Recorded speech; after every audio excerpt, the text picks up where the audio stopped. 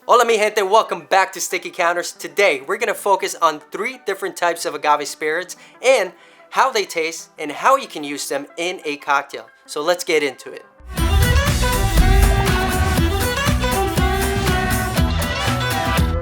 So the first agave spirit that we're going to be trying is called Bacanora. Now this comes from the Sonora region of Mexico, and I've never had this before, but I've heard that it's a bit smoky and almost similar to like mezcal, so I'm very intrigued to trying this. I know it's made from 100% agave pacifica, so it's a different type of agave. So just like tequila, tequila is made from 100% Blue Weber, mezcal is made from espadín and other types of agave.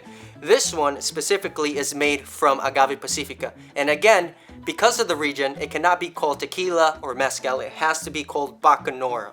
Now, I just pour myself a little in the glass, and when I taste, I like to swirl it around just a little bit.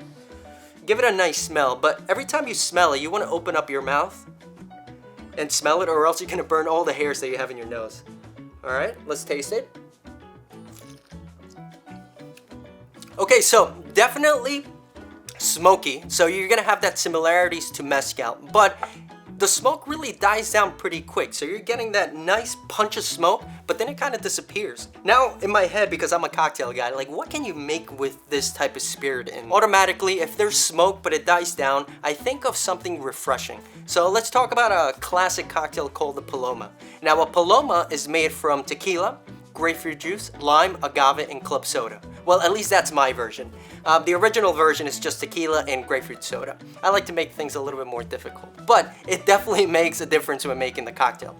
Now, what you can do is just replace that tequila and add a little Bacanora in there to add a little more of that smoke flavor that you want, but it's not going to be an overpowering smoke that's going to take over the grapefruit, the lime, and the agave. So I definitely recommend a Bacanora Paloma for you to try. Let me just take one more sip just to make sure. Yeah, I mean, super delicious. Alright, so let's move on to the second one. Now, this is called Sotol.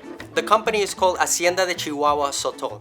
Now, Sotol is actually the name of the agave, and it comes from the Chihuahua region of Mexico, so northern part of Mexico.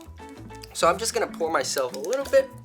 Now, technically, Sotol is not an agave, but because of the history and the lineage of the plant, it's similar to the agave, so we're gonna include it as being an agave spirit. Now, let's swirl it around.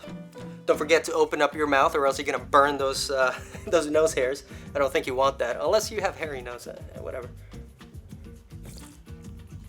Oh man, so completely different. So this is super different.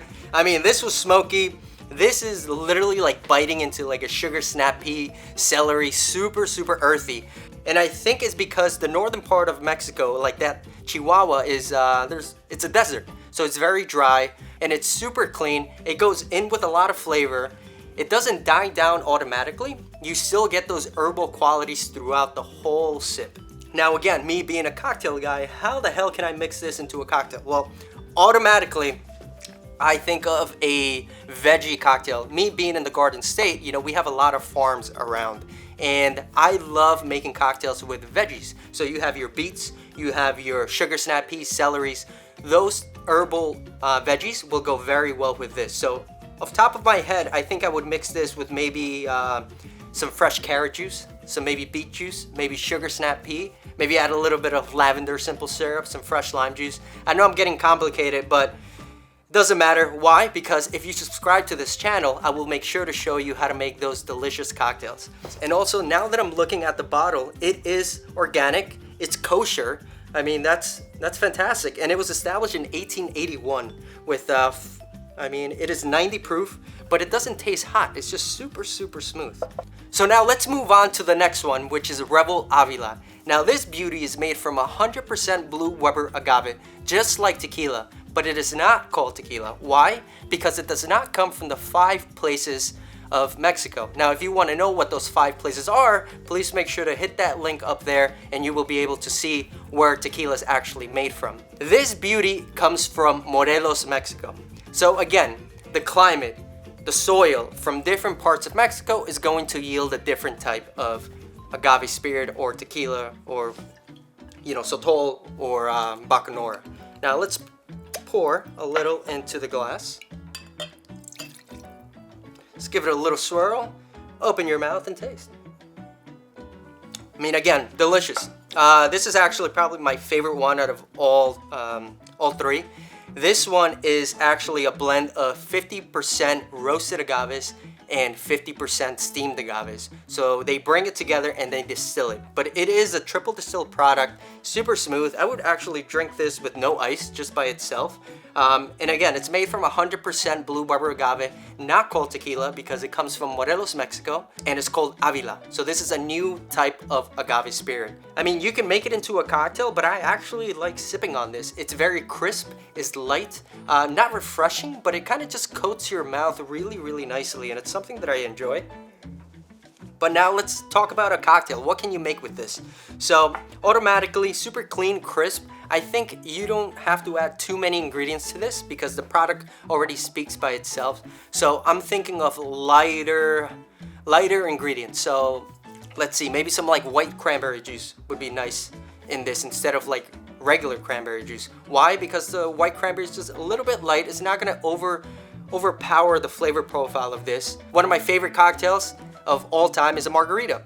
Now, maybe do a white cranberry margarita, you know? And if you want to learn how to make that, I have made that before, so please make sure to hit that link and you'll be able to check out a different recipe. Now, the only thing is that I used the tequila for the white cranberry margarita. With this, you will be using Avila.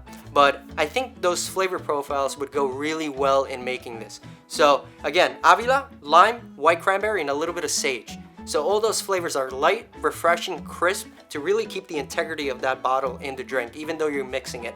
But yeah, I mean, out of all these three, I have to say that the Rebel was my favorite. And, you know, stay tuned for the next episode. We're going to be tasting more agave spirits. You know, these are not the only things that come from Mexico. There's a lot more out there.